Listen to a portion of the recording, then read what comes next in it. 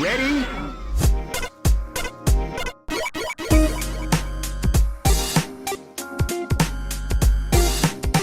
Hello and welcome to Rhythm and Pixels, a video game music podcast. This is episode 28-3, and we're your hosts. My name is Rob Nichols. And I'm Pernell. And every week we listen to great video game music from all consoles and all generations.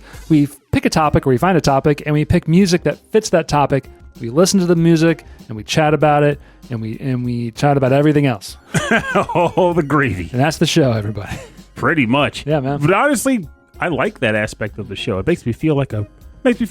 I don't know. I like, even if I'm not getting much conversation in other areas, like, because work's like hitting me hard or whatever, getting together and hanging out and just gabbing on here just feels great. Absolutely. Catching up, shooting the bee's knees. Because like I can't even talk like games and stuff at my job. Like I try every once in a while, and no one knows what I'm talking about. I try to talk fitness at work. Everybody's like, "Shut up and eat this donut," and it's like, okay, well that doesn't help either. Yeah, someone's like, "Oh man, what are you doing for this weekend?" And I was like, "Well, I was going to sleep in and then maybe go for a run." That's it.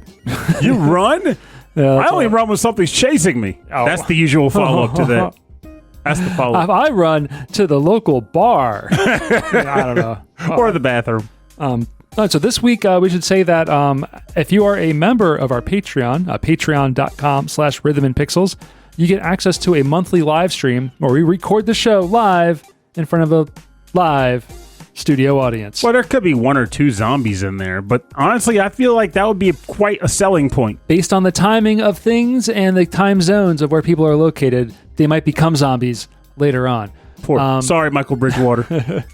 But this episode is recorded live with an audience, and that's just how we do it once a month. And our topic is the summer games. And of course, I think just from when I was reading through the suggestions, I think everyone had I think everyone took that differently too, because like when we announced it, it was like games of summer. Like some people I think took it as these are summery games. Like this is like totally a summer game. I've seen some people take it as the original intent, which was like games you would be playing during the summer, like in like retro time. And I don't think anybody submitted a track from a game they're going to play this summer, which was the other aspect of it, because it was inspired by the Summer Games Challenge. I was wondering, maybe like if some of our Patreon members were teachers and suddenly they have like the summers off, And they are lucky, by the way, because my brother had that feature. Like he's not a teacher, but he works for a school. So when the school's closed, he gets the same benefit of being closed out with pay. So it's like, well, there's a couple months off where you don't have to do anything. What are you going to do? Vacation. Second job. No, I honestly, that's what I would do. Get extra money. Too, yeah. But he goes on a lot of vacations and crap. Oh, okay. I get paid. I'm like, give me a second gig. You can do that. I get paid. Like, that's been my whole thing a lot lately, too. Like, I've been just living this weird life. Like, I still do my reviews. Like, heck, I just wrote my first review in probably like 2 years even. I put it off because I review so many games for SML that I just never find the time to write. But I did a review for Asha and Monster World for Hey Poor Player recently, and it took me actual hours to write 1,200 words. Like, it's insane how much. You just got to keep doing it, man. It's a muscle you got to practice on. But it comes out. It came out well. It took me forever. But I did that, and like I'm still getting my reviews in. But I've been getting like really obsessed with the idea of like earning money, and it comes in a variety of ways. Like there's the frustrating ways, like the stock market. I hate the stock market, but then it comes in weird, odd ways, like discovering that you have garbage pail kids that are worth a lot of money. Like one that I won't sell because it would break up my set. But I came across. Do you have like duplicates and stuff? No, so. Series 1 Garbage Pail Kids, I've never personally purchased at the store. Like when I was collecting them, they were already off the shelves. I started buying them around Series 2 and 3. Okay. So I always wanted Series 1. So around like age like 17, or not 17, but like maybe in the early 20s when eBay was just getting heavily off the ground, I purchased a Series 1 set off of some guy online when everyone thought Garbage Pail Kids were worthless.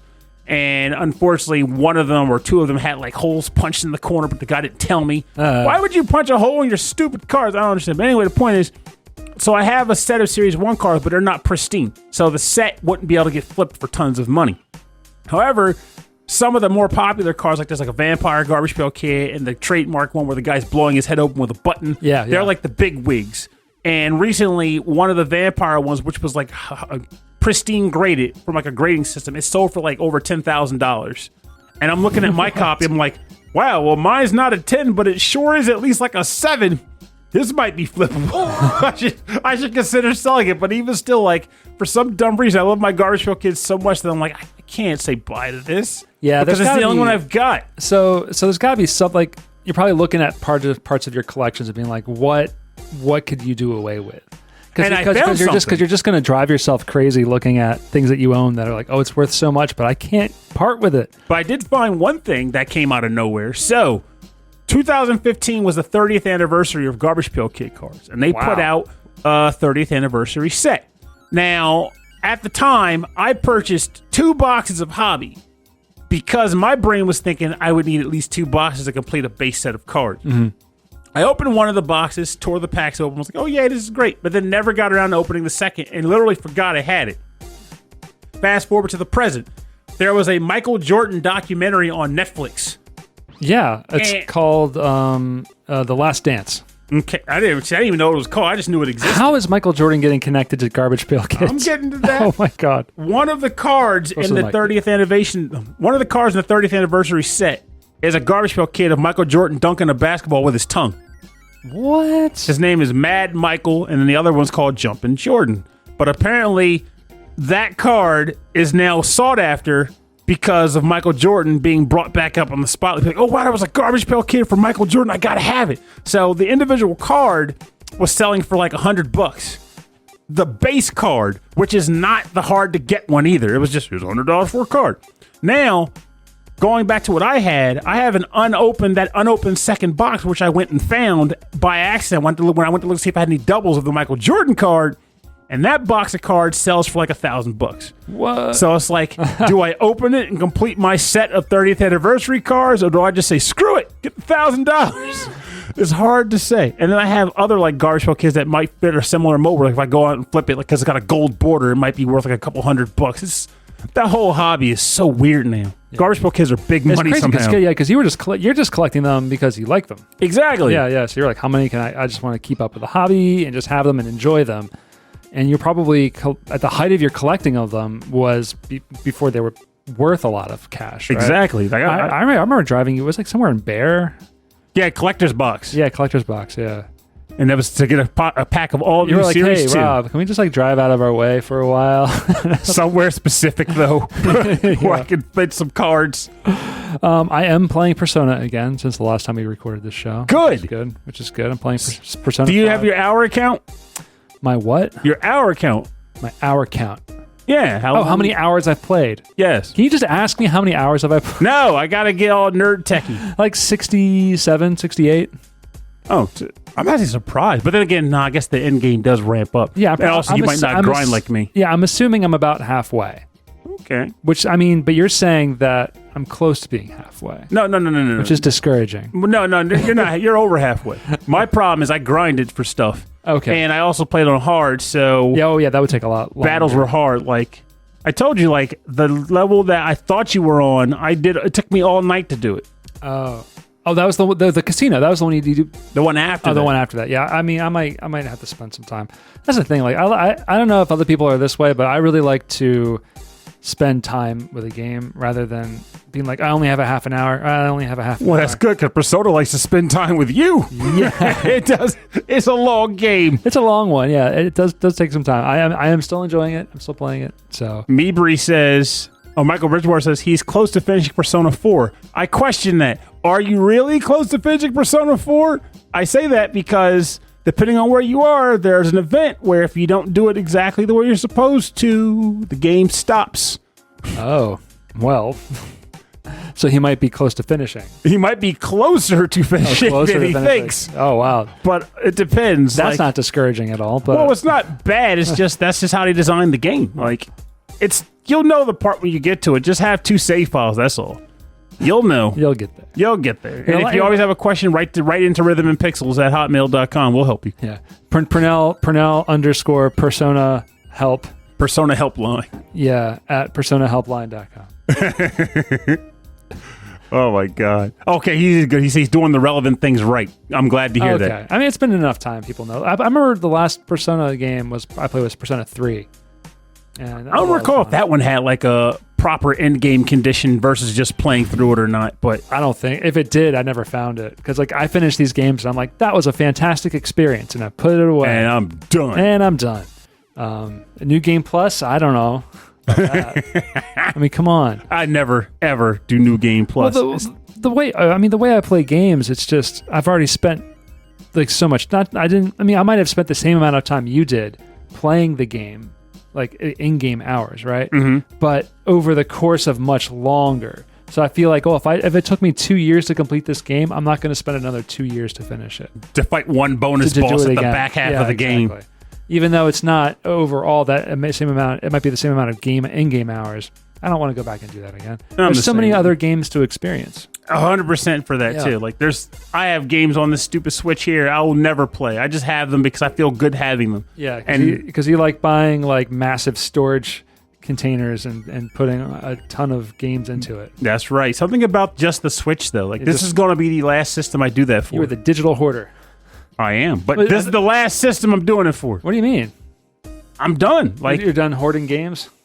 Oh, why you gotta phrase it like that? No, I'm done collecting games. Okay.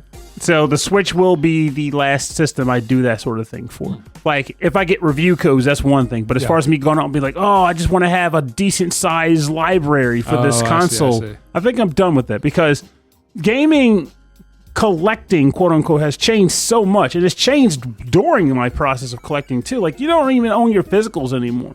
And I'm getting older to the point where, like, I can't reasonably make that claim of I'll make time later to play this because I need that time to play my old stuff. And then, like, of physical copies, like, you need storage for all that stuff. Yep. And my storage is getting way up. Yeah. So would you ever be interested in a game streaming service? Would you ever do that? Honestly, I don't want to say that yet because I will say, like, if there was like a new. If the next Mega 10 game came out, there's a brand new Mega 10 game, not a Persona game, a Mega 10 game. But that's going to be SMT5. Right. And what if that was a streaming service only? Well, depends. I could see myself playing it that way and then canceling when it was done. What if 80% of it was a gacha game and 20% of it was pachinko? Well, that already existed and I didn't play it because the heck with that. That was DX Liberation. And I wasn't doing that. Wow, see, I'm just making jokes. And you're like, nope, that exists. That actually exists, and I did not play it. Rob, that's very funny, but people made some money off of that idea. Well, actually, the Japanese love pachinko. All right, so let's start experiencing some tunes. I can dig that. So we asked our listeners and we asked our Patreon subscribers to send in their track selections for their summer game experiences. And they did come through, too. Is my word of the night. They came through in spades. Yeah. So there's some good ones. And I'm really pleased. We've even got a selection from Justin Schneider, which is I don't know if he's ever sent in anything. I mean, I'm sure he. No, he has before. He has. Yeah, I feel like everyone that submitted something this month has submitted before. He's on that podcast, right? Yes, of course he is. He does that one podcast about movies. No, it's current events. No, wait, no, he's like a shock jock, right? Yeah. He talks to like strippers and then like they get drunk. Why do you gotta make this man out to be worse than he is? His name is Justin Schneider. He's awesome. Yeah. Let it be. Absolutely. Let it be. All he ever does, is just podcasting. No, he's awesome. Leave it at that. He's awesome. From his jail cell. Just stop it! Just leave that man alone. All right, I'm going to stop that. All right, so this is an odd-numbered episode, so we're going to start with you, Pernell, and why don't you go ahead and... Well, I feel like I have to go with this one first because of all the tracks that came through. As far as, like, because again, keep in mind, there was multiple interpretations of how this topic was received. This was the summariest submission that we got, and it clicked for me very well. So this comes from Michael Bridgewater. This was from the game Windjammers, and the track title is Flying Power Disc. It was the theme of the Beach Court stage, released for the Neo Geo arcade and I guess console, of course, because they're the same thing pretty much. Composed by Seiichi, Hamada, and Tomoyoshi Sato.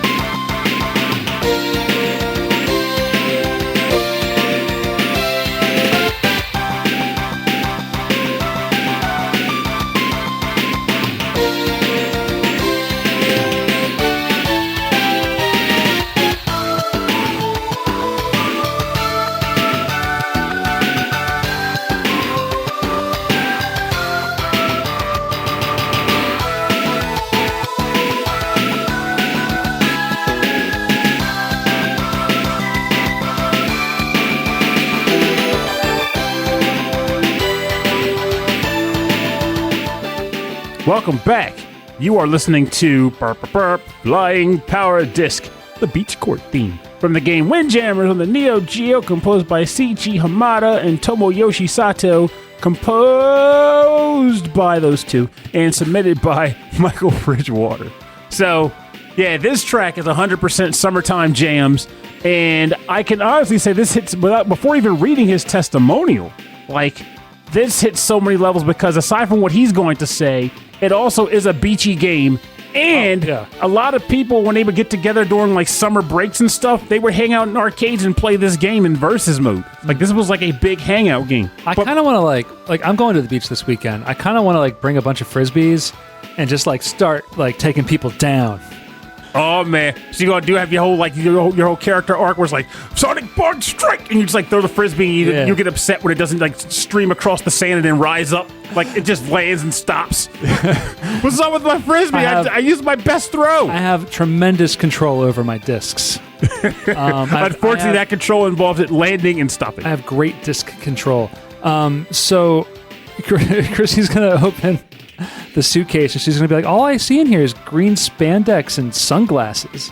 You ready to play? You know, insert coin. Yeah, let's go, honey. Insert coin. Time to play.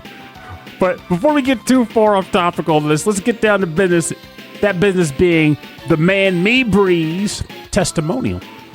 He says, around the top of July last year, I requested a tune from a Game Boy title that I played a lot while on holiday in Spain with my family as a kid.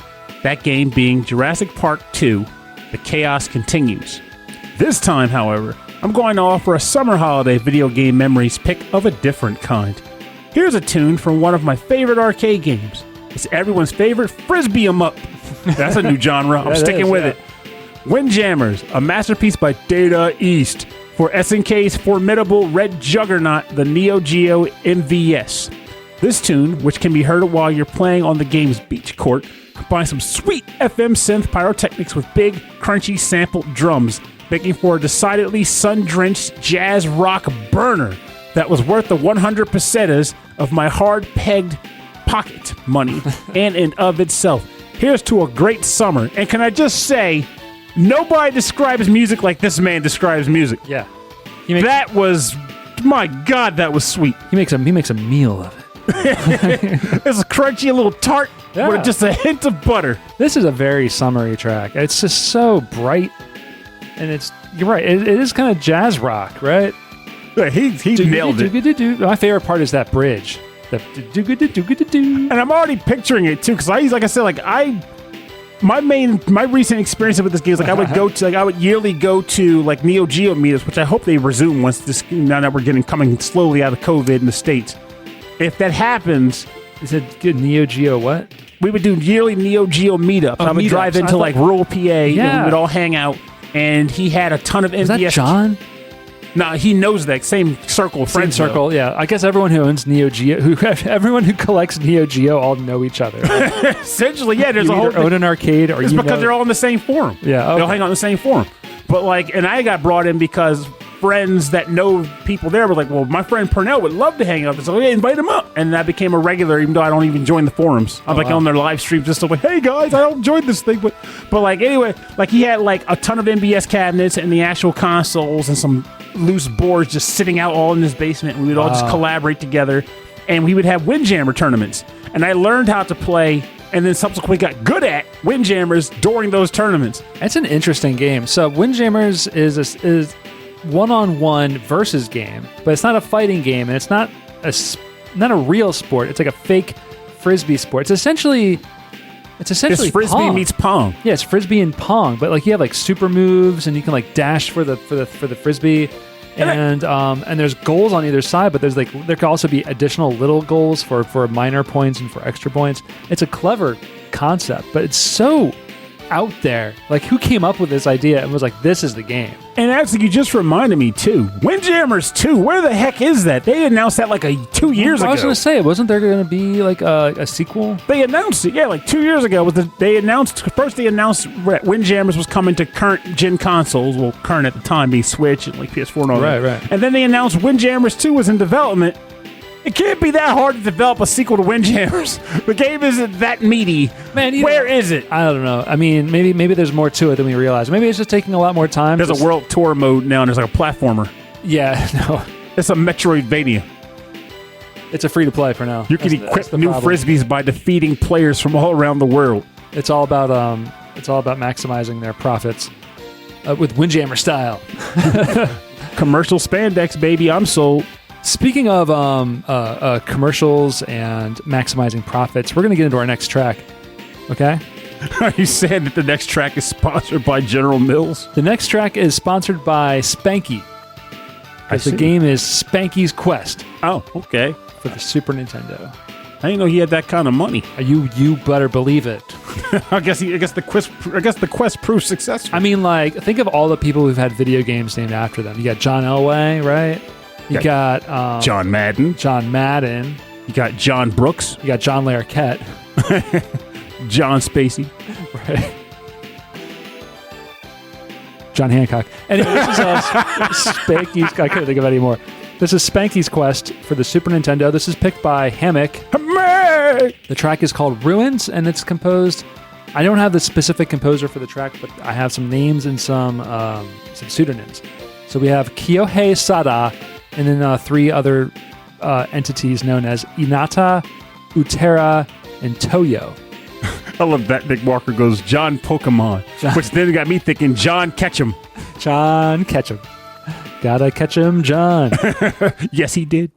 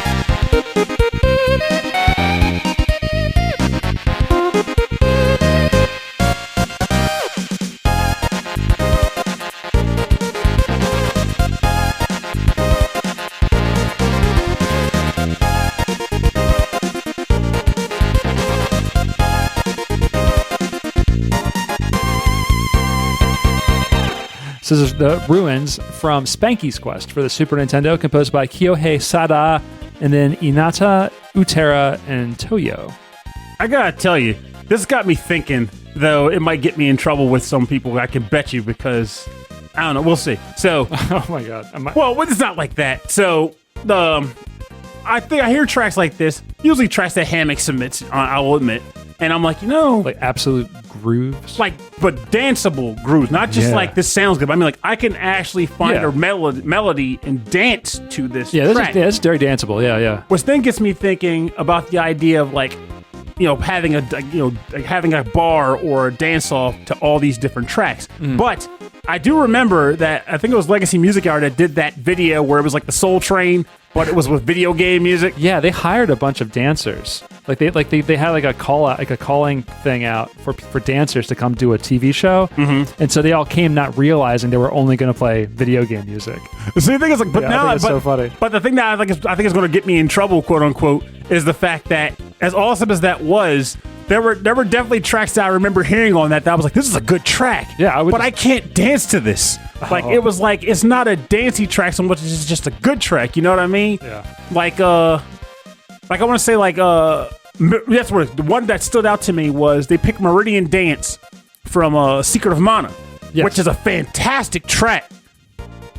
But I can't get the groove going with Meridian Dance. Like, I'd like to see them redo that with total groove bangers. Like, where people are like, the dancers like, I can find a rhythm to this. Let's shake it out. I would definitely put this up there with it. Oh, this makes me want to go back and look up for the soundtrack, because I want to say that I went into it at one point. But I think it's actually on, believe it or not, I think this recently hit the Switch Online network recently, so you can play it right now. Oh, we have a testimonial from Hammock on this one. We just don't want to let this one sneak past us.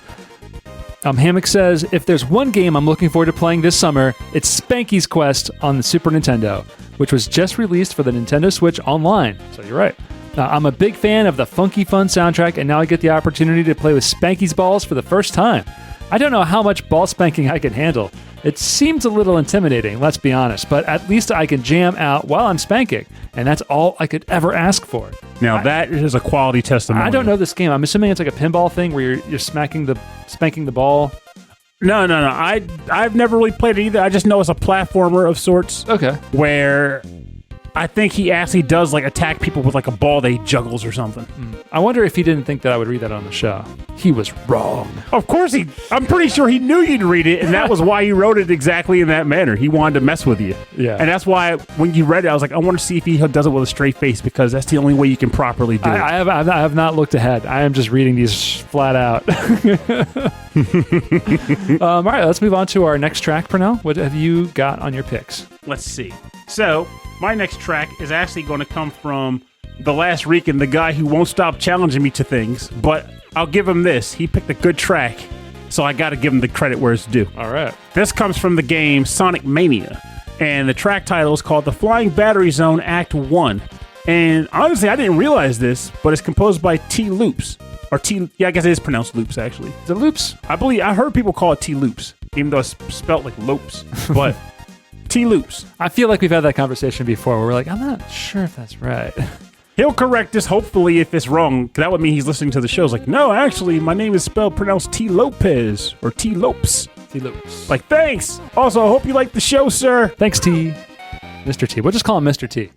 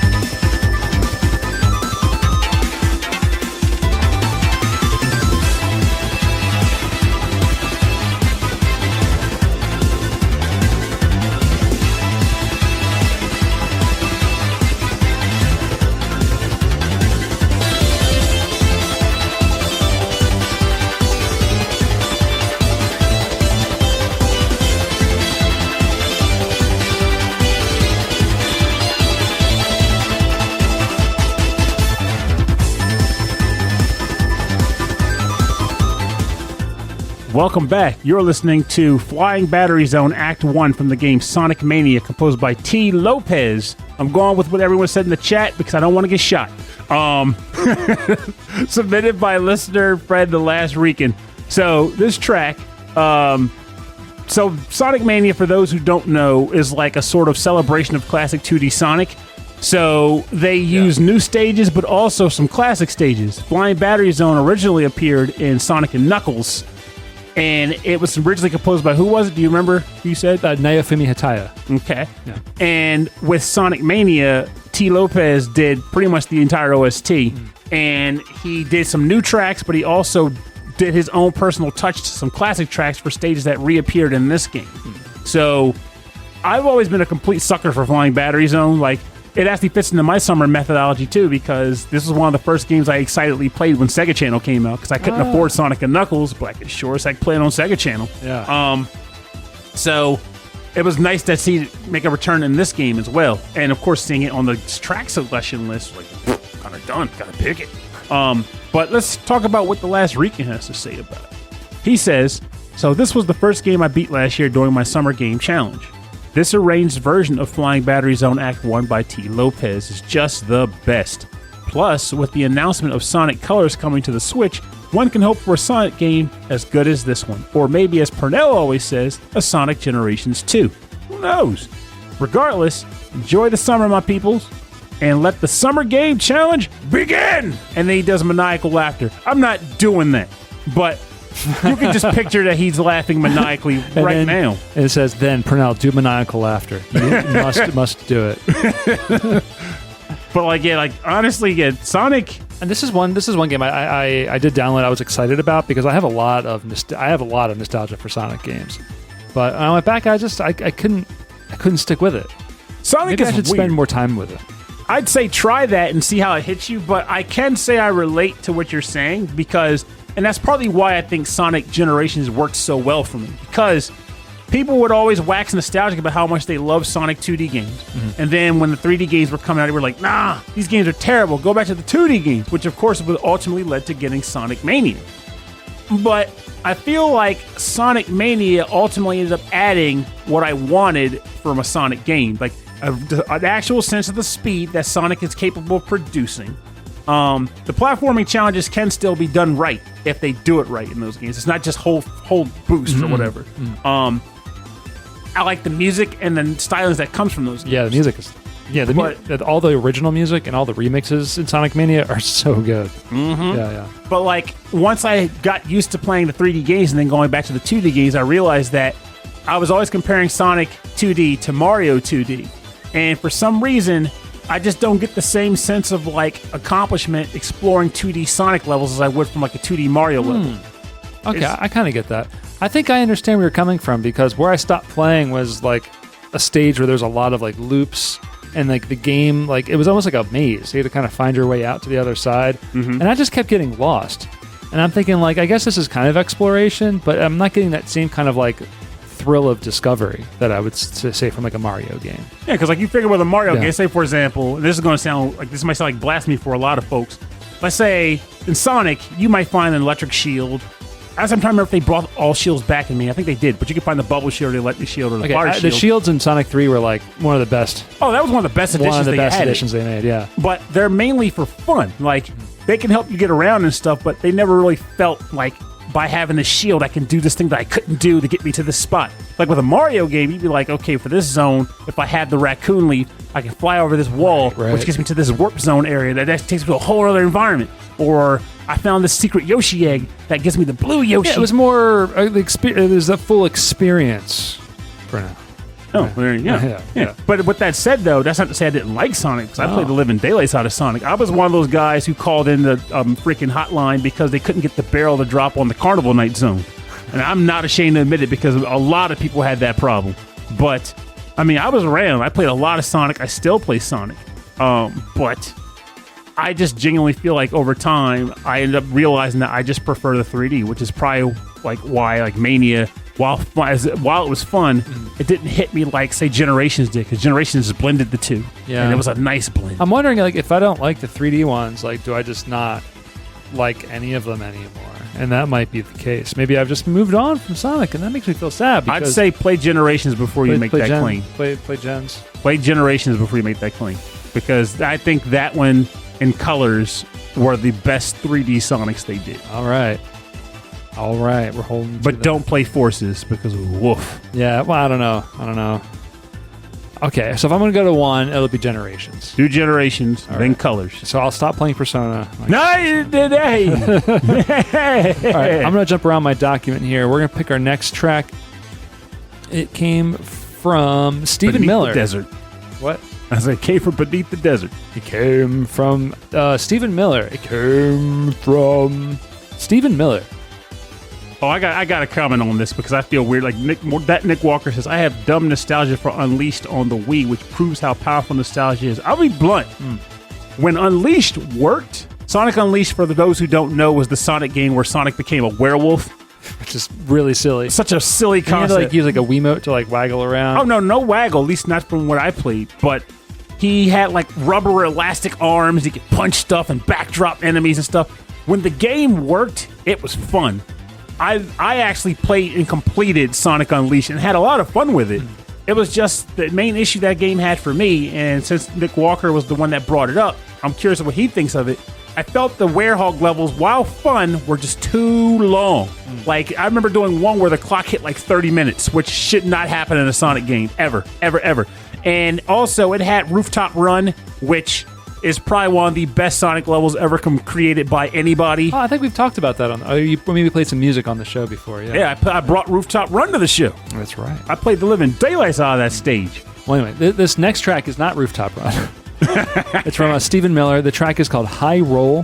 It's from the extra tracks within Rush 2 Extreme Racing USA for the N64, and this one's composed by Barry Leitch. Or Leitch. Or maybe it's Leitch. It's probably Leitch. Could be both.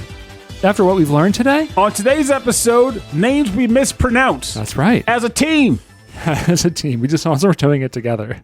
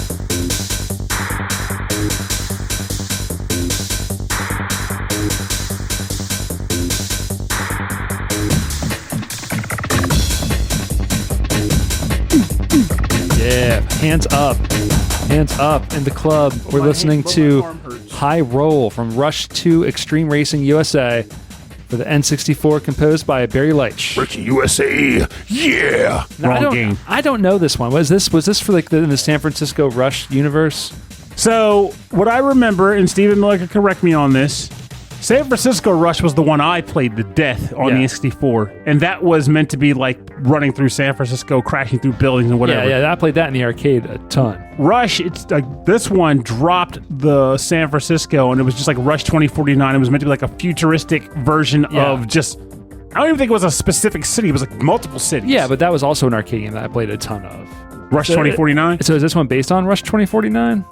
Actually, I'm guessing maybe it is, but this is where I'm hoping Stephen Miller steps in, because like I'm familiar with Rush 2049, and then Rush 2 Extreme Racing USA.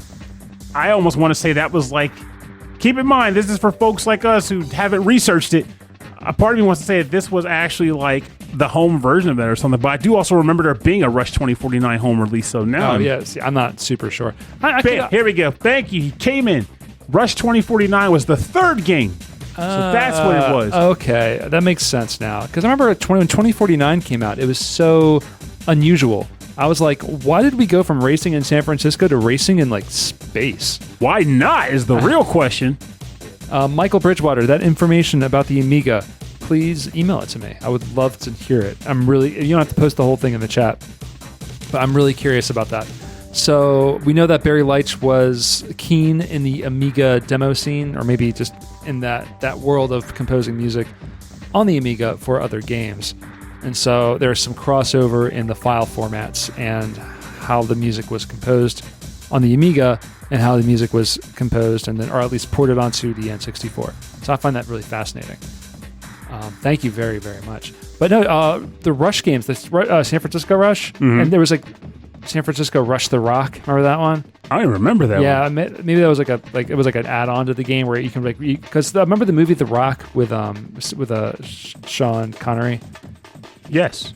He breaks out of Alcatraz. Yeah, Alcatraz, right? That was really popular, and so like everything was all about Alcatraz. And you got to rush out of the. It was all through like the thing. So you're actually driving through Alcatraz? Yeah, I mean, through Alcatraz, however they made it, but it was kind of cool. But it was really a big deal when I was working at Funscape, in the arcade back in the day, because one, it played a lot like Cruis'n USA, except there was tons of shortcuts you could find. And that was really exciting for everyone to be like, oh, I can cut through here and I can cut through there. That was the main thing Cruis'n was missing. Two, it had a little keypad so you can actually put in a code and keep track of your car and your high scores. Oh, okay. And three, it had a clutch. You can actually drive like a standard transmission with the manual, and you had a brake, and you had a gas, and you had a clutch. And I gotta say, I don't want to drive clutch in real life, but in a video game, it's so much more fun to drive stick shift over automatic, because you got that whole hand. Yeah, like it felt really good. I don't think there was any advantage to using it though, because especially in this arcade style, like just pedal to the metal. It just feels good. It just feels good, because I've played a lot of the initial D-Racing games where you have to like hit the gas and the brake at the same time in order to rev the engine. And I'm like, and that game could have benefited from having a clutch pedal. Also, from me just standing behind the side of the machine going, I'm sure the audience would love that. Oh yeah. Well, it's part of the charm of the show, Purnell. If for $5.99, Purnell will come to your arcade and just stand by the machine and make rev noises for you. It'll be great. Everyone will have a good time. Well, we have a testimonial written by Stephen Miller. He says, most of my summer games were multiplayer games that were played with my friends, such as Rush 2. Myself and my best friend spent a summer trying to get the highest score possible on the stunt track of the game. Many exploits and stage-breaking glitches were used, and many laughs were had. So that's cool. I like that. Like spending the whole summer with your friend just trying to break the game. Honestly, that's some of the best aspects of gaming that have been long since lost over to the annals of time, which is why like the idea of like this summer games topic feels so good to me, because like that's how it was for me. Like growing up, there were like small windows in there where I did have a specific group of friends that would play games with me. And like, for example, like Streets of Rage 2, we would like I played that game more times than I can count with my brother and some neighborhood friends. Oh, yeah. San Francisco Rush on N64, we played that to death. Cruis'n USA, Star Wars Shadows of the Empire, all those early N64 games. We just all hang out on weekends and just like... Oh, yeah. Beat 'em ups were like the thing for that. Like back in like junior high or like 7th grade or 6th grade, we used to go to we had these sleepovers at my friend Andreas's house, and like we would all just like hang out in his bedroom or in his basement, just playing Super Nintendo beat 'em ups, like all day long, all night long, just over and over. And then then once we got Bomberman and Street Fighter, that was that's it. when it was over. That was it. Like I mean, friendships were dissolved. I mean, we loved Mario Kart, but it was Bomberman and Street Fighter, and then that was the thing. That was like the best thing. I love that. And Bomberman, that was the friendship killer. And especially Super Bomberman 2, because Super Bomberman 2, it may have been in 1, but I didn't play much of 1. Super Bomberman 2 introduced the Gold Bomber. So when you won, you got the Gold Bomber outfit, and you got a default starting power that no one else got at the beginning of the stage. So not only do you start a little bit more powerful, but you're like marked as the Gold Bomber for everybody to target. And being me, I jammed into that hardcore when people were like, chill, I'm like, can't catch me. I'm too good running in circles with my roller skates. Of course you would rub it in their faces. Well, I had no choice. Once you start targeting me and I'm somehow still winning, I got to yam it up. That's just what I do. I like yamming it up. Yamming it up. Anyway, thank you, Stephen Miller, for submitting this track. This is my jam. I love the drum samples in this. Again, it's got that, definitely has that old school Prodigy vibe to it, especially right now. This section is. Also, I'm going to point to a track on this list. If you didn't pick it for your last track, it should be the ender at least. Okay, cool. Because that is, yay. All right. That's I good came to know. so close to picking it, but I was like, I feel like I'm cheating because it's almost like a gimme. All right, well, we're on to your, I think, third or fourth track. We'll find out, because I'll review after I pick this track. Yeah, we're on to your third track. So this track comes in from listener Soulless Sanctuary from a game that she's been gushing about quite a bit over the last few weeks. And it really makes me want to break out my blasted DS. I'm just really dying as far as like sorting out my time. But God, this is like finally play your games, Pernell. But this game that she's a big fan of is called Miitopia.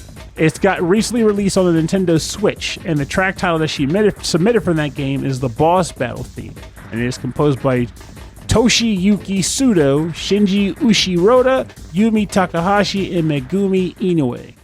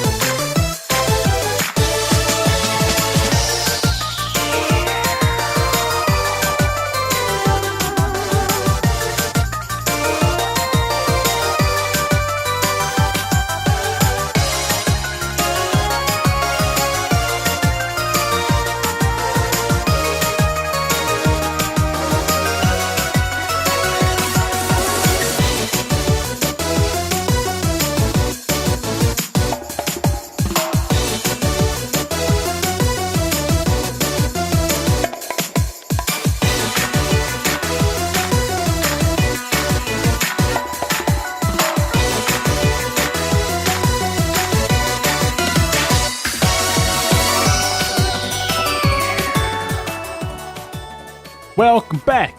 You're listening to the Boss Battle track from Miitopia, submitted by Soulless Sanctuary. It composed by a few individuals, Toshiyuki Sudo and Shinji Ushiroda, Yumi Takahashi, and Megumi Inoue. That's where I lost the beat. I'm cool with that because her name is really hard to flow with. Jack. Anyway. If you end it with, yeah. Cha-cha-cha-cha. That's the way to go, baby. So, what does she have to say about this, the track of tracks from her game of games? If you say it's summer over there, well, guess what? It's the start of our rainy season here in the Philippines. Differing weathers aside, I'm sure you guys are aware of the two vastly different JRPGs I'm currently playing, Miitopia and Shin Megami Tensei 3 Nocturne HD Remaster. That's a mouthful. They're both remasters with some new content, arguably. Don't you agree? I do agree. Well, maybe not so much with actually, Nocturne has some really cool features they added, but I digress. I'm rambling. Anyway, for this submission, this is a little difficult to choose from the two from Miitopia, either the first boss battle or the Ballad of the Fairies complete. So go ahead and choose. I chose. To be honest, the entire soundtrack of Miitopia and the game itself was such a huge surprise back in the 3DS days. Who knew a Mii game would have such a vast treasure of music tracks? As someone who already played the original 3DS version, it makes me very happy to see more people getting interested in the Switch release of this game. Honestly, it's just that fun. Let's continue to have fun this summer with bopping VGMs. Or, well, rainy days for me in my case. Hey, we'll shine some light on your end of the spectrum just to see if we can get it over there. Maybe we can push a little hard to get it your way. And who knows, maybe you'll send us some of that rainy weather too because, oh wait, you already did. It's pouring outside. Yeah, it's pouring outside. Well, we had like 2-3 weeks of like no rain. Thanks, Solus. A little crazy. Yeah, this is quite the jam, honestly. Yeah, I'm really liking it. As soon as it hit, I'm like, it's short and like, but kind of funky. But then this part right here, it's kind of, I don't know, it's kind of silly, you know? It's like having fun. It gives me odd light notes because it's not one-to-one similarity, but it gives me light similarity references to like the tracks from the frickin' what's that darn game I was playing with the frickin' the I'll bring it up later, but it's basically that game I play on the Dimperman. There we go, the Dimperman. Dimperman, yeah, okay. It came to me on a whim on a Thursday night, cold, stormy. It was a cool black night. The Dimpermen were out in force, taking them on. But like, I am a fan of this track, and I really need to get down with this. Also, what was it? The other Mii game that I bought but never got to play was Tomodachi Life. Okay, yeah, we talked about that one on the show a couple times. I think someone submitted a track from that game as well. Yeah. It's just like Mii's living in an apartment building. That's pretty much what Tomodachi Life is, and it's a very hilarious game concept. The Mii's got to they just have to get along if they can survive. That's what you got to do. Yeah. Well, it's a Nintendo game, so you know they're not going to die, but no. They might move out. Man, this is a fun song. I'm really enjoying it. Yeah, I gotta say, this is all players that like Solus. Keep sending tracks in. I know you have your moments where you're like, I don't know, I don't have anything that anybody's going to want to hear. That is a lie, because clearly I saw this track pop up and people were in the chat going, "Oh, Miitopia, every track's a banger." So clearly you got some taste. Yeah, you sent another one. Share it with the world. The other one was Ballad of the Fairies. I want to hear that one now. Yeah. See, this is really good. It'll come up. All right, so we're rolling into our next track. We've got a track submitted by Justin Schneider. XVGM buddy. XVGM, our sister station. The track is called Vamo Alla Flamenco from Final Fantasy IX for the Sony PlayStation, composed by Nobuo Uematsu.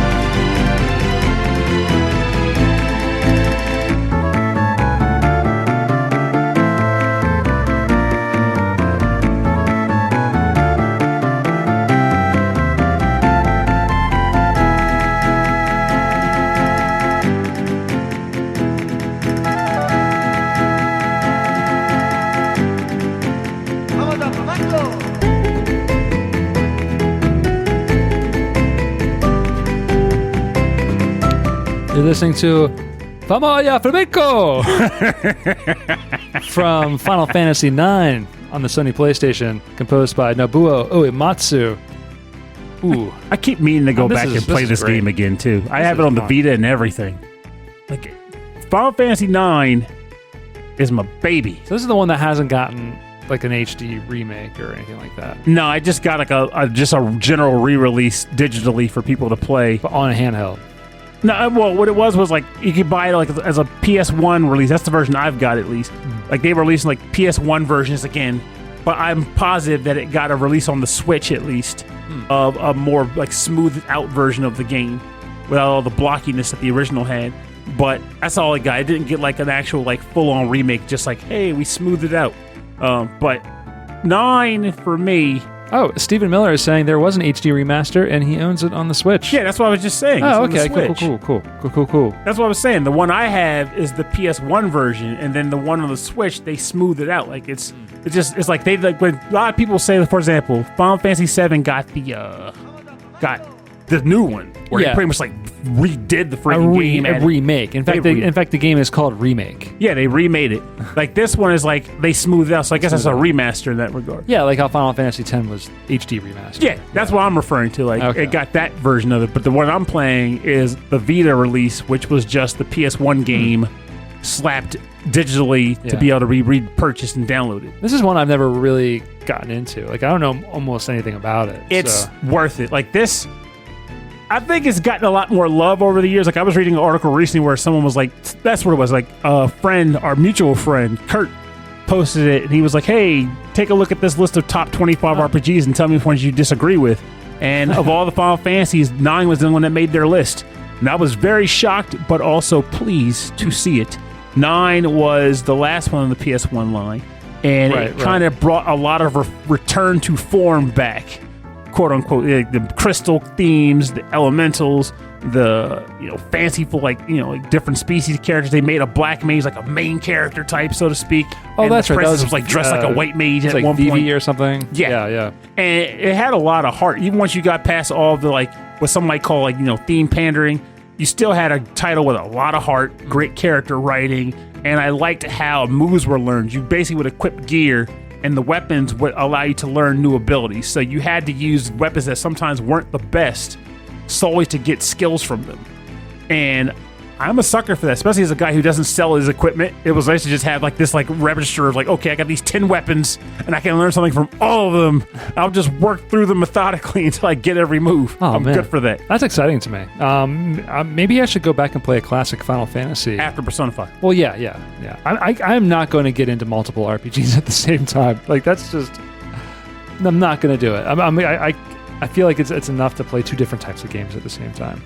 It's a challenge. Trust me. I'm at the point now with reviews where I might be hitting like 3 or 4 in a week.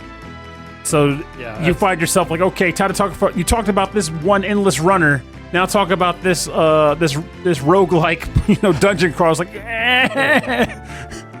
But so, I should get into the testimonial that Justin Schneider posted that he sent us with the track Vamo Alla Flamenco. you just wanted to say it again. Vamo Alla Flamenco. Justin says, while I haven't really given much thought to the summer game releases lately, the term always brings me back to the summer of 2000 and the first game I pre-ordered with my own money, which is Final Fantasy IX. I remember being excited about the supposed return to form with a medieval-style fantasy setting and bringing the crystals back to the front of the story.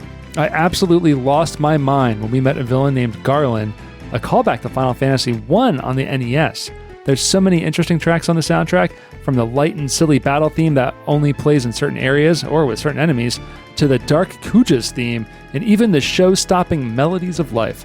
But I've always come back to the Vamo Alla Flamenco and that fantastic Spanish guitar. It is very good. This is a successful flamenco track. I think it's great.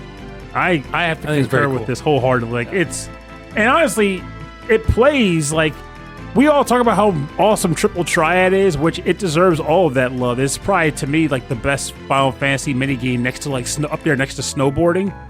But Chocobo Hot and Cold was surprisingly pretty addictive too. So that's what the plays with this, Chocobo Hot and Cold? It played in 2 places. It played during Chocobo Hot Cold, and it also played at the beginning of the game when the main characters in a play that they're putting on for the queen. So, but I want to know what Chocobo Hot and Cold is. So it's basically you're on a map, like on a screen, and you get like a document that told you no, it wasn't a document. It's like I can't remember what they gave you to get you started, but basically you're on this map and you're riding a chocobo. Chocobo would run and he would peck in the ground, and it would make a certain type of sound depending on how close you were to the treasure you were trying to dig up. Hence hot and cold. Yeah. But again, I can't remember specifically what you had to get you started, but I do know that when you finished it, sometimes you would win like a chocoglyph. And that was basically something that would give you a clue to a place you could go on the world map to find treasure. Oh, interesting. So it's something you can kind of do around the world, kind of like Skies of Arcadia. God, that was that was rough. Skies of Arcadia. So when he said chocobo hot and cold, I was thinking like it was like hot potato, where you pass the chocobo, throw the chocobo around until he becomes the fat chocobo and crushes you. Yeah, exactly. Hot chocobo. Hold this chocobo for me. All right, so I'm going to turn this track down, and we're going to get into the part of the show that we normally would call the bonus round. Bonus round? Huh? The bonus round is where we play covers and remixes and arrangements on our theme, but this week we have chosen to play music all submitted by our listeners. And I actually realized I think I'm going to change what I talked about before with my track. I hope we already have it downloaded, because I originally was thinking like I want to pick this track, but we can't give Stephen Miller 2 hits. But I do. But maybe that'll be the track we play at the end of the episode, because it's a good one. We can play whatever you want. So what have you got for us? So let's go with this one, because this one is also a mutual favorite of mine as well. Mm-hmm. Game and track submission. So this comes from listener That Nick Walker. And it is from the game Disgaea Hour of Darkness, originally released on the PS2, but then released on so many other systems. The track title is called Welcome to the Overlord's Castle, and it's composed by my guy, Tenpei Sato.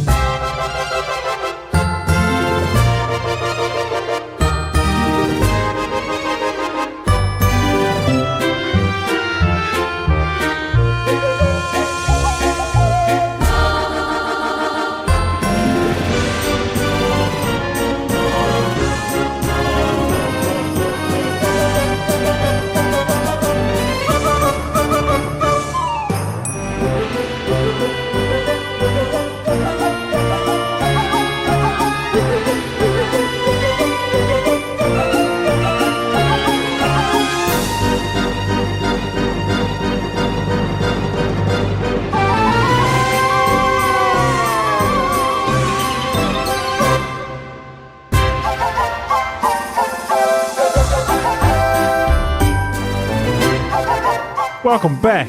You're listening to Welcome to the Overlord's Castle. I am your friend, the mid-boss.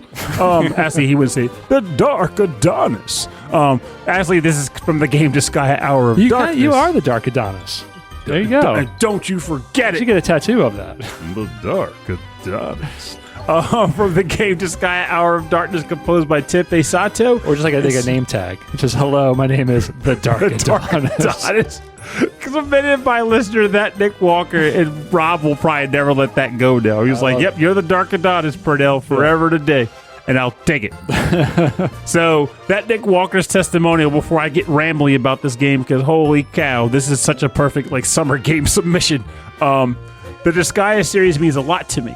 My best friend introduced it to me one day, and I remember pulling an all-nighter lying on his carpet, drinking Mountain Dew Voltage straight from the bottle, as well as we summoned demons and named them after each other, grinding for levels and dying over and over and over again in the item world. The music of the Disgaea series makes me smile with its whimsy, with every track sounding like it belongs in some demonic circus that may be a little scary, but everyone's smiling, just like the Netherworld in the respective games. I cannot agree more. Disgaea is... So, when this... You said you were introduced to it by a friend, you probably weren't familiar with like how they were like hyping it up when it first got announced. Because like as you know now, Disgaea is just part of the gamerverse. Like everyone knows Disgaea. I remember our mutual friend Nate was like super into it. And he showed me a little bit of the game. And I've seen like pictures of characters and stuff. And I'm like, oh, that's cool. That's all I know about it. It's like a strategic puzzler. I wouldn't even call it that. I wouldn't even begin to call it that. So, well, I'll tell you why though. You're probably like, what? Well, Pernell, way to be that dude. Well, you told me a lot about grinding through the weapon world and like how that was addictive. Like when they first announced this game, and they were like, we're bringing this game over from Japan. This was the first game aside from Rhapsody, though it wasn't acknowledged at the time, that we ever got from Nipponichi Software. Oh. And when Atlas published it, they were like, because this is before Nipponichi even started publishing games here. Atlas brought this over. They were like, this is the strategy RPG that's going to break strategy RPGs. You can get up to 200 different character classes. And if you play the game, you now know that all that really is like one character class, 12 versions of that class over a span. But they were like, 200 character classes. You can go into items and make them more powerful, which is now we know as the item world. And it was like, you play as the villain and you're trying to do evil things. And they were hamming it up. And I was so geeked for it. Like, you can, they said like, you can level up to like 9999 over and over again. Like, we maxed it out. And they would show the damage counter where the number would just like span off the page. Like, they were like really yamming it. And I could not wait for this game to come out. Like, I was like at the store, like, did you get it yet? Did you get it yet? I was that guy. And honestly, they've only refined it more and more from that point on. But this is like the perfect, I've got free time in the summer, let's get some grinding done. Because you are literally just like boosting characters up, getting their weapons boosted up. And then eventually the game just becomes a goal of like going to the Dark Senate, which you can then do. You can go there to increase the difficulty of the game, to give you a reason to do more damage and do more and get more defense. And now you're like, how long do I have to work to get max damage output in this game? So I can have like 575k damage. So this game is designed for you to just get obsessed with just seeing bigger numbers over and over and over again. Yes, and then with each subsequent sequel, they refined the format more and more to the point now where it's almost down to an exact science of just like going into an item world, turning the speed up on all the combat, so you just like zip through it, throwing characters to portals, getting invaded by like spaceships, and all kinds of crazy mess. And now the 6th game is actually coming out this month. I am looking forward to it. I pre-ordered it, and they already took my money, so they better send it out. This will be the first one, if I'm not mistaken, that went full on with 3D character models. Oh wow! Because they were holding off for a long time. Everything was like really like bright 2D art for a long time, right? Mm-hmm. Because all the special attacks are like over the top and ridiculous.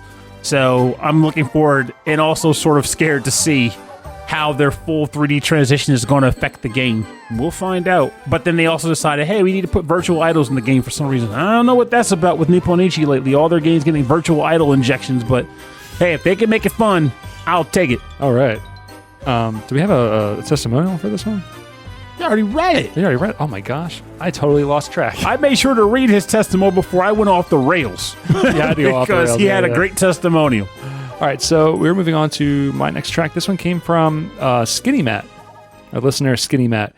This track is called The Risen, and it is from the game Sea of Thieves, The Risen, composed by Robin Beanland.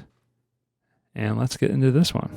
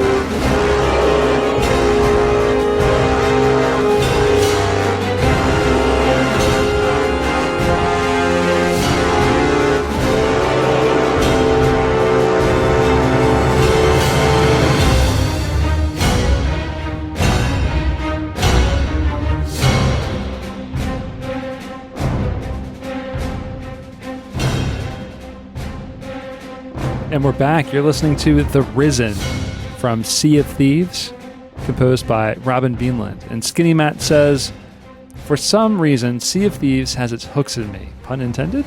Plus, the OST is ridiculous for this type of game.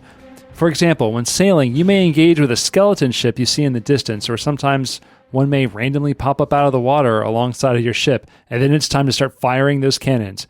The Risen is the music that fades in when you get near one of those skeleton ships. That's really cool. Like, there must be so much music like within this game. There's a good number of tracks, and the OST is honestly very fantastic. It's got a surprising amount of hurdy-gurdy tracks. I mean, I would imagine, right?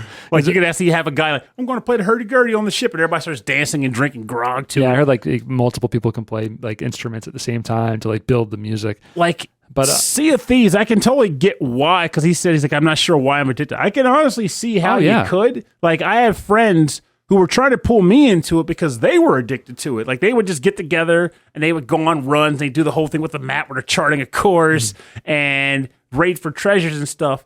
And I admit, when I played with them, I had fun too. The only problem was the typical Purnell issues cropped up where I was like, so how do you progress? Yeah. No, this is the game. This is the game. This is the game. Yeah, you just have fun. I'm like, I want to progress. How do I level up? No, Purnell, it's a sandbox. Does my sword get more stats? It's a sandbox, Purnell. They're like, no, Purnell, you just get cool new clothes. Like, do the clothes do anything? They make you look good. So do you like SimCity? Because I feel like there's no end game. There's no win condition. Yes, there is. I mean, not in the old version, not the original SimCity. Even if there's not, there's still a condition. Because think of it like this. Just keep it alive for as long as you can. Keep it alive and growing. And since I've never pulled that off where the city became self-sufficient. So isn't that Sea of Thieves? Just keep it alive? No. Make money? No. So think of SimCity in the sense of like you create from the ground up. SimCity starts with like a dirt mound. And then you turn it into a flourishing city that has problems. And you have to manage those problems and keep the city functioning. Oh, that is I see the what's game. Going on. It's too personal. So if you're playing like a sandbox game or like a MMO, it's you, and you're the one with all the problems, and you have to grow. Yeah, well, I guess, yeah. But in MMO, I mean, there's still growth in the form of like getting new skills and stuff. And then, of course, with MMOs, though, I still fall off eventually because you can only give new skills for so long, and then it just becomes want bigger numbers? Yeah, I guess it's just not your thing then. Yeah, I always feel like I need to grow up. And the other reason for that, I'll admit, is because you made a comment earlier that stands true. There's so many games out there to play. Yeah. And I admit that if I didn't have access to a lot of games, I might want that one game I can just play forever. Mm-hmm. But since I'm constantly jumping between games and I'm having new discussions with new people with new games, I don't want to stay tethered to one for too long. Pump It Up's an odd exception. Like, those B-Money games, they're a weird exception to that. But even they would still get new releases with new tracks to play, so it still feels new. It still feels new, but it's the same. But like for us, rhythm games is just like our pastime. Like that's our baseball. Yeah. Right. But no, I think games like Sea of Thieves are fun to watch people stream who are really into it because it's just fun to see a story just play out in real time. Yes, especially like when you get raided by other ships. Yeah, like, and this game's like, perfect for that. Because the raids are, even though he mentioned the skeleton crew, the raids are generally done by other humans. So it's a group of friends. They're also piloting a ship. They see you in the distance. They start firing their cannons. They're like, coming after we can take these guys. I think that's what, maybe that's the whole thing. Maybe that's what, like when they designed this game, they designed it with that kind of thing in mind. People are going to present this to other people. And I got to tell you, I enjoyed doing that. Yeah. When we were on that boat and somebody wanted to try to start some mess, my first thought was, come on, man, why can't we just share the sea and be friendly? And I'm like, you know what, fine then. If you want to attack us, I'm going to sink the living daylights out of this ship. I'm the guy going on the ship trying to just smash everything up, put holes in it. Like, I don't care. How'd you do? Oh, I was vicious. I was more than just a scallywag. Well, normally in the bonus round, we have covers and arrangements, and we'll talk about where you can get the information about those artists, but not the case. But if you go to rhythmandpixels.com, we'll have links to past episodes. And maybe a recipe that you might like. And maybe some friends along the way. A really good bouillabaisse recipe.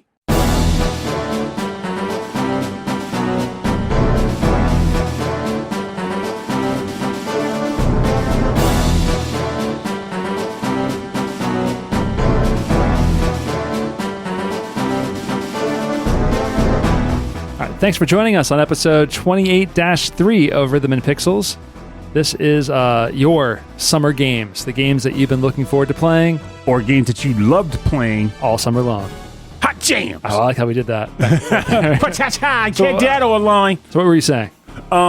This track that we're playing now also came from listener Stephen Miller, and it comes from the game Front Mission 3 Army Base. Or Front Mission 3, with the track being titled Army Base. And I think it's kind of cool that this is the final track because we're kind of coming full circle. Since the beginning of the show, we got into a really deep conversation about Front Mission games, which I really keep telling myself I should go back and play more of. But it would be nice if Square would just revive them in a way that they weren't slow-paced, because that was the one detriment that I had to those games. They were so slow, but they were great. I'll read the testimonial because it's only fair. It's a good track. It deserves to get the word out, too. So, Steve Miller says, a few of my summer games were playing long ago were playing long-form RPGs with my best friend. Games like Xenosaga, Champions of Norath, and my personal favorite game of all time, Front Mission 3, completing both endings totaling 80 hours in just a few weeks. And just me saying this, that is an accolade because holy cow. There's a lot. I actually find most of the soundtrack to be fairly forgettable, but this particular track always managed to stick in my head. Listening to it right now, different page. Listening to it now, it kind of reminds me of the military prep music that plays in the Godzilla movies in tone. As always, I hope you guys enjoy it. Well, guess what? We did enjoy it. We very much did. This, Internet, and that one First Combat track, I think it's called Anger, are my favorite tracks from the game, hands down. There's some really this soundtrack is fantastic. It's so many good tracks. I was happy with every submission, but this is also why I really like when people go all in on their submissions, because flat out to stay, even if we don't put it on the show for that episode, because honestly there's just more tracks than there are slots, we listen to all of them. We do. And I'll admit, sometimes you'll be like, man, which one should I pick? I like this, but I also like that one. And the testimonial for this one is especially good. So that's part of the fun. Yeah, what I get excited about is when we pick our own tracks, we're picking them because we're excited about them, right? We're excited about the music, we're excited about the games. This gets us to know what our listeners are excited about. I agree, 100%. And so it's a lot more varied than just the Rob and Purnell show. And that's also a large part of where, I admit, I'm not, it's not in the mix. It's just how it is. If people are chatty about stuff, I want to get in on it. I like talking to people, friends, and just fellow gamers about what they like to do, what they like to play. I like to talk to them about what they experience in the game. If you were to write to Rhythm and Pixels chat or in Discord and be I'm playing such and such game and I'm fighting this boss who's giving me grief, I'm gonna go, what boss is it? What game are we talking about? Give me some deets. And you go on your whole diatribe this is a such and such, and then he has this thing that does 500 damage. I might have never played the game in my life, but to me, hearing someone or reading someone enthusiastically describe a game experience they had, it makes me feel good. I like hearing people get really up close and personal with their games, as opposed to what it's kind of become for a lot of us, which is a video. We have so many games that are coming out at such a rapid pace. It's almost like recycle one and done. It's I got this game, I'm going to play through it. I check the box, moving on to the next game, play the game, check the box. And if I were to go back and ask you, so tell me about that game you played 3 weeks ago, you're I leveled up a lot and I completed it. It's all right. Now I'm playing this game though. It's really cool to hear people really get into what they're playing. Yes. And I love it. And that comes out in a lot of these testimonials too, because when we were here's a topic, it kind of, the goal ultimately is to get you guys to be I really want to think about this. What would I pick? Sometimes it'll be just I immediately know the game I want to pick for this. Right. This is just perfect. And then you submit it and you're da-da-da-da. This is that game I play with my brother all the time. We got into it really big I got thrown out of my friend's house over this game. That's the good stuff. It feels so good. Got thrown out of my friend's house because of this game. Oh, it happens. I'm sure it happens. It happens. But yes, keep submitting these things. Please. Keep doing it. It's just fun. It's fun to read your testimonies. It's fun to listen to your track submissions. I feel like it completes the submission, right? It adds some story and some context to what you're sending. Mm-hmm. But if you would like to send us some tracks, if you're curious and you'd like to let us know what you're thinking about the show, about maybe new topics, please send us an email. rhythmandpixels@hotmail.com. And if you want to learn more about the show, if you'd like to see a full track listing from this episode and all of our episodes, and then links to everything else that we're doing, go to the website. rhythmandpixels.com. No www. You can use that too. I got both. It's fine. And also you can check us out on Instagram and Facebook and Twitter. It's just Rhythm and Pixels, all one word there. Go to youtube.com/rhythmandpixels or twitch.tv/rhythmandpixels. And we have a 24/7 8-bit and 16-bit radio station playing nothing but classics and deep cuts, all curated by people within the podcast community. And then if you'd like to support the show, you can go to rhythmandpixels.com/merch, where we have some awesome t-shirts that are jokes from the show. They're related to video game music, and they're related to the video game sound teams like Falcom. And Falcom, top billing. Yeah, Falcom's going to get the top billing from now on. Yes. I have learned. Top billing. And you got the Konami one, you got the Taito one. So there's a lot of really cool designs out there that I stole and put on some t-shirts. So go check that out. You can also support us by going to Patreon at patreon.com/rhythmandpixels, where by being a member at any level, you get access to a weekly prequel episode of me and Pernell just chatting, rambling. It gets a little dicey. You get a little heated. No, not really. Get a little sleepy. And you also get access to like an episode like this, but recorded live, a monthly live streamed episode that you can be a part of. Usually record on Thursdays if you're curious about that. And at the highest levels, you get access to some fun stuff on our radio stations. You can put in your own little shout outs. You can even record your own shout outs. So you can do that on the radio stations. And we also like to thank all of our Patreon members at the highest levels at the end of the show. Starting with Frankly Zappa, thank you very, very much. Mike Myers, thank you too. Vashin8060 and that Nick Walker, thank you. Ed Wilson of the VG Embassy, Matt Holmqvist, Michael Jennings, Davey Cakes, thank you. Justin Schneider from XVGM Radio, Sonic Medley, Taco, Harold Howard, David Taylor, thank you. Are you regretting starting that trend of thank you? I might stop. Reinhard Zelkova, Andreas Mielberg, Dan Loughton, Sleepy S'more, Stephen Miller, The Autistic Gamer 89, Cameron Werma, Christopher Senstrom, Bobby Arson from One Up Funk, Wicked Sephiroth, Carlos from the Heroes 3 podcast, Michael Bridgewater from the Forever Sound Version VGM podcast, and Brian Pitt. Thank you. And Cameron Werma is officially back on again, trying to knock out La Mulana 2. It's been like a year-long challenge for him. That's amazing. I kind of stopped looking at the text thread. I understand. Like, if you're not playing the game, it kind of loses a lot of the meat and potatoes for you. Yeah, I was like, oh man, he's back on the grind. Yes, that seems like La Mulana seems like a game that would be really hard to put down for a while, then pick back up again. Yeah, I'm honestly amazed that he's able to do that. I think he took really good notes. He must have been really good in school. Well, it also helps that like he comes in, he'll be like, "Hey, I'm stuck on something," and unlike him, we've already beaten the game. So even if we don't remember something, we have no qualms with going on the internet and looking up the solution and being like, "You're close." Yeah, So it's like you're the support team. Exactly. I like that. But anyway, thanks to everybody for your support of the show, your continued support of the show. It means a lot to us. It means that we can kind of produce this better. Just keep going. I'm really proud of our production value and everything that we're doing here. So, you're putting a lot of work on this stuff. So we will see you next week when we are doing our own summer games, but not the Summer Game Challenge. No. Well, in my sense, it may as well be the Summer Game Challenge because if I'm trying to do that, the games I'm going to be playing this summer are likely going to be associated with that. So, hot diggity dog. That would be 28-4. We'll see you then. My name is Rob Nichols. And I'm Pernell. We will see you next week. Please be safe. And remember, I know, for all the folks who are like under 18 listening to this show, you lucky bums. But for all of us, older folks who are listening to the show and getting down to business with life, summer, at least to me, feels like it sometimes has lost its luster. Like, when we were kids, it was like, hey, 3 months off with nothing to do, trying to go out with your friends and play a bunch of video games and just be lazy or whatever you want to do. But now as adults, it's like, well, gotta go to work every day and do whatever. But with that said, we don't have to let that completely dictate how we feel about these 3 months out of the year. Even if it's just at the evening hours, or if you might take like a day or two to yourself, like just, play hooky from work or something. Not that I endorse that. I totally endorse that. Absolutely. Play hooky from work here and there. Just kind of get that bit of a spirit back into you. Sit down in your underwear in the living room floor and just like pick up a controller and just play some retro games or even some modern games.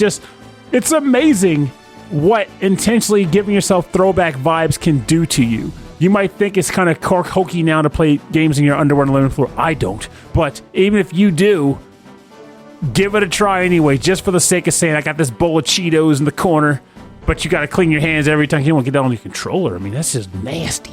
But, you know, you got your Cheetos on the floor, you got your underwear, you got your controller, you got your favorite game on the screen, you got somebody saying, get out of the way, I want to use your TV. You go, get out of here, I'm doing it myself. The point I'm making, because I like to ramble, is just take some time to appreciate what you can of the summer with the time you do have. Even if it's just kind of simulating it, because you'll be surprised how good it does, how much good it can do for your soul and just your state of being. It feels great.